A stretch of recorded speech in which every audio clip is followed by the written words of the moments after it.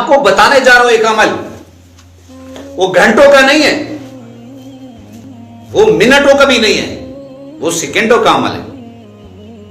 اور یاد رکھو یہ اکابر کا عمل ہے، اور اکابر نے کن سے سیکھا ہے؟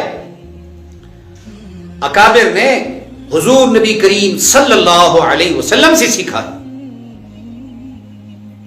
آپ رمضان المبارک ہو یا غیر رمضان المبارک ہو، لیکن رمضان المبارک میں اس کی اہمیت زیادہ ہے۔ دعا کی قبولیت جو ہے وہ رمضان المبارک میں ہوتی ہے، اور دعا کی قبولیت کا سب سے بہترین وقت جو ہے وہ رمضان میں 2 اوقات ہیں۔ ایک جب آپ روزہ افطار کر رہے ہیں اس سے پہلے، اور ایک جب آپ تہجد کے لیے اٹھیں، سحری کے لیے اٹھیں۔ آپ تہجد پڑھیں تو بہتر ہے۔ اگر خدا نہ خاصہ تہجد آپ سے چھوٹ رہی ہے تو آپ درود شریف پڑھ کر، اول و آخر درود شریف پڑھ کر ان 2 الفاظ کے ساتھ دعا کریں۔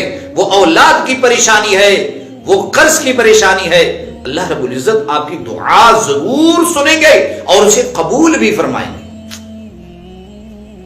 تو آپ نے کون سے 2 الفاظ کے ساتھ دعا کرنی ہے؟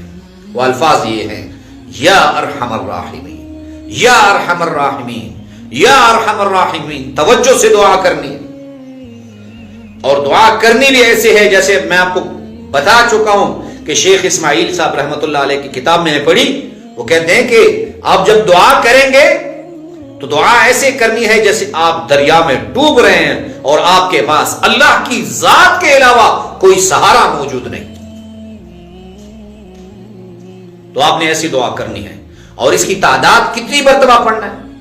اگر ٹائم ہے آپ کے پاس تو 21 مرتبہ یا ارحم الراحمین پڑھ لیں، اور اگر ٹائم نہیں تو کم از کم 7 مرتبہ پڑھ لیں۔ چند سیکنڈ کا عمل ہے، اور اللہ رب العزت سے خشوع و وضو سے دعا کریں، اللہ ضرور قبول فرمائیں گے آپ کی دعائیں۔